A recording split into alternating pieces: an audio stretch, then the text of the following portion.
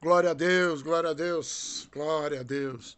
Nós estamos mais uma vez, no momento da palavra, para fazer a nossa reflexão. Nós temos um título hoje, gente. Nós temos um título. O que é ser crucificado com Cristo? Que o apóstolo Paulo fala ali, no livro no livro dos Gálatas.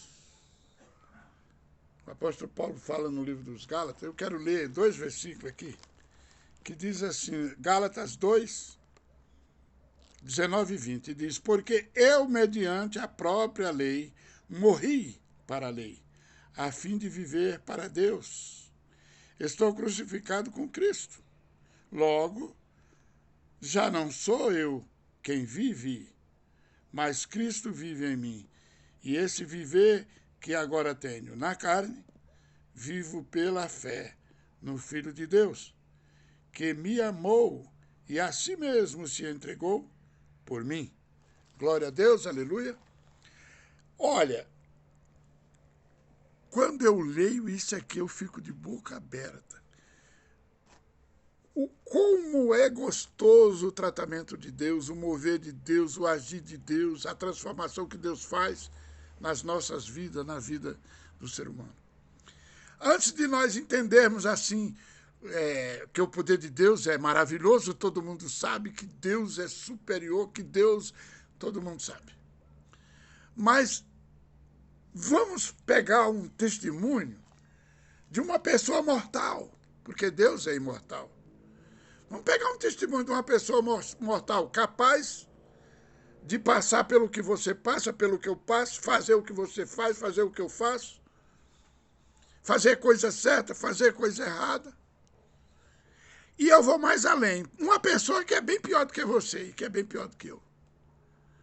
Aonde é que está essa pessoa? É esse que acabou de ler aqui.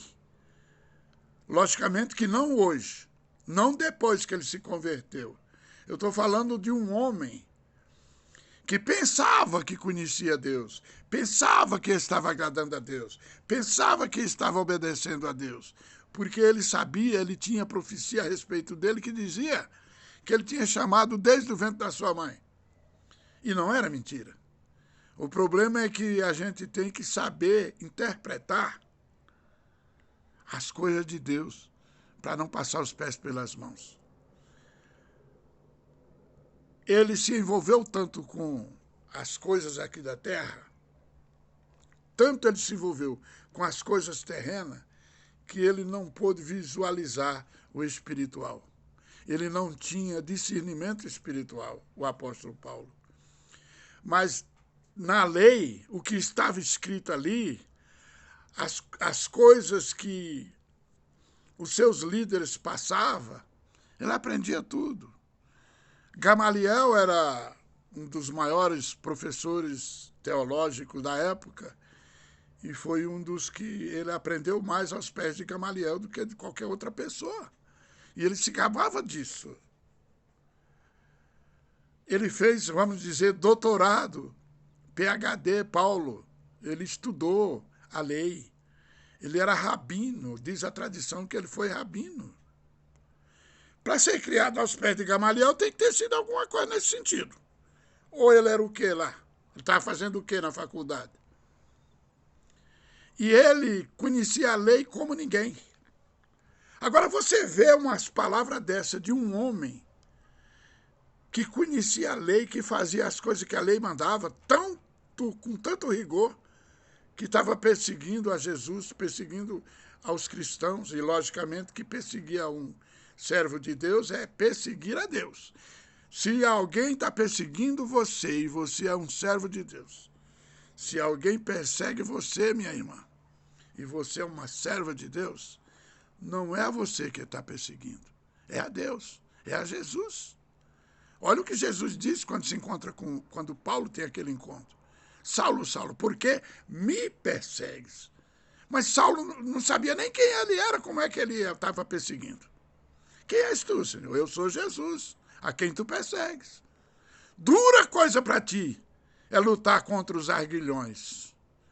Veja bem, presta atenção uma coisa aqui. Fazia tempo que Jesus estava chamando Paulo para o ministério. Faz tempo que ele está chamando você para o ministério. Mas você está numa igreja ali, numa religião ali, não sei lá onde. Só que não está fazendo a vontade do Pai. Só que pensa que está. A mesma coisa que o apóstolo Paulo fazia. Ele pensava que estava fazendo a coisa certa. Mas ninguém tem um encontro com Cristo para a verdade não vir à tona. Sabe por quê? Porque não tem outro jeito. Ele é a verdade flui. Aí a verdade fluiu e Paulo não tinha mais o que fazer. Aí ele entendeu. E desde aquele dia em diante, ele mortificava o seu corpo. Só tem uma frase que ele diz: eu esmurro o meu corpo assim. Mas é uma força de expressão que ele está falando. Para ver se, de certa forma, ele consegue passar alguma coisa de Jesus para aqueles religiosos, parentes deles, que eram os judeus. Ele queria passar, ele disse, se for possível, assim, com as minhas palavras, eu abri, se fosse possível, Paulo, abrir a mente daquelas pessoas e colocar a verdade dentro, ele fazia. Porque ele chegou a dizer que, se fosse possível, até morria. Ele preferia morrer, mas que eles se salvassem, os judeus se salvassem. Porque Paulo entendia como era difícil sair de uma idolatria. Naquele tempo era difícil. Imagina hoje, que vem sido polida, vem sido renovada, remontada, porque religião é assim, é remontada, sabe? Vai saindo um negócio novo, uma ideia nova, tira daqui, tira dali, bota aqui, faz acolá, remonta aí, ó. E continua vivendo aquilo ali. Jesus diz, conhecereis a verdade, e a verdade vos libertará. A verdade. E Jesus, ele mesmo disse, de outra feita, que ele era essa verdade, que ele era a vida. Entendeu? Tem 3 princípios que Jesus fala que nós temos que seguir o que ele fala. E 3 princípios que ele fala para nós não seguir, para nós ficar esperto. É porque nós não prestamos atenção. Ele chega lá em João 10,10, ele diz, o ladrão, ele veio somente para matar, roubar, destruir. 3 princípios. Fácil de nós prestar atenção. Alguém está querendo te destruir. E esse não é teu vizinho da esquerda, muito menos o da direita, não é o teu parente, não é a tua esposa, não é o teu primo, não é ninguém. É o diabo. Ele pode até usar alguém se para isso for preciso, para te fazer o mal. Na verdade, é isso que ele faz. Mas é 3 princípios para nós ficar alerta. Tudo que Jesus falou com simplicidade para nós ficar alerta. E o que mais imita Jesus na maneira de pregar, que eu, para mim, para o meu modo de pensar, é o apóstolo Paulo. Por isso que ele chega até a dizer, sede meus imitadores como eu sou de Cristo. Que ele imita na pregação, ele dá princípios básicos, fáceis da gente entender.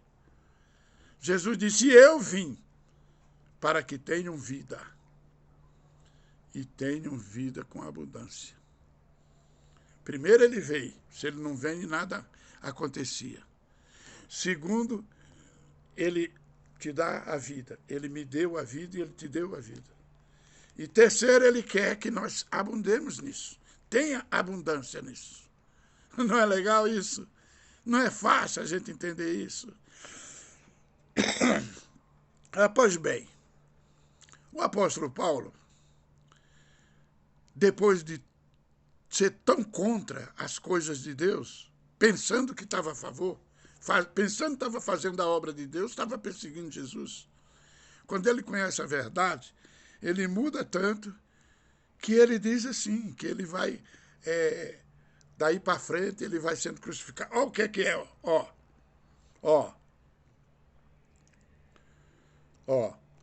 O que significa ser crucificado com Cristo? O que é que você acha? O que é que significa para você, melhor dizendo, ser crucificado com Cristo? O apóstolo Paulo foi crucificado com Cristo. O que é que ele fez para ser crucificado com Cristo?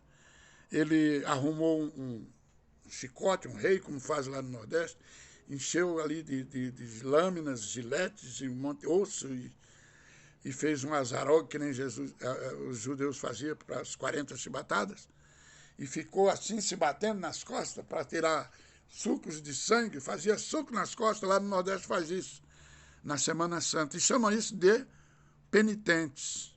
Eles fazem penitência. Tirando base disso aí, esmurrando o corpo.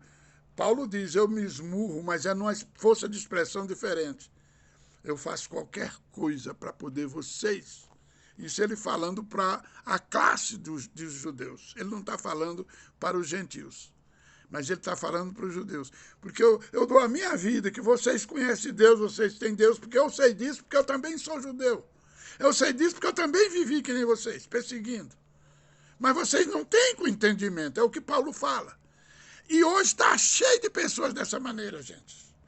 Como eu queria, eu vou talvez ministrar essa palavra outra hora no rádio, porque eu tenho um monte de coisa marcado aqui, referências.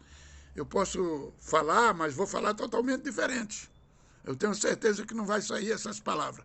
Mas, por enquanto, é só uma reflexão. Eu só quero terminar dizendo assim, que morrer em Cristo é assim, é deixar os pensamentos corruptos, deixar de lado o pecado, deixar os pensamentos corruptos. Devemos expulsar da nossa mente todo pensamento de corrupção. Olha, temos que levar todas as mazelas cativas aos pés de Cristo. Olha mais, né? Olha mais. Jesus Cristo deve ocupar todo, não é um pouco, todo o espaço na nossa vida. Amém? Glória a Deus. Eu vou ficar por aqui. Tem muita coisa aqui, mas você que recebe os meus áudios, você vai, uma hora, se Deus permitir, eu vou pregar isso aqui numa meia hora, né? Aí vai ficar bonitinho. Aí Deus vai ser o que Ele quiser, né? Porque eu tenho muita anotação que eu anotei ali, mas eu não posso ler. Fica com Deus. Até a próxima reflexão, meu querido, minha querida. Deixa eu te avisar. Não esquece. Vai lá, bate no sininho, se inscreve lá, ajuda o cearense aqui, ajuda o evangelista Francisco a chegar às 200 inscrição, assinaturas, eu chamo do jeito que quiser. Eu sei que tem 109, quem sabe agora que você está, o primeiro que vai inteirar 110. Quem é? É você mesmo. Deus te abençoe. Até a próxima, tá? Deus abençoe.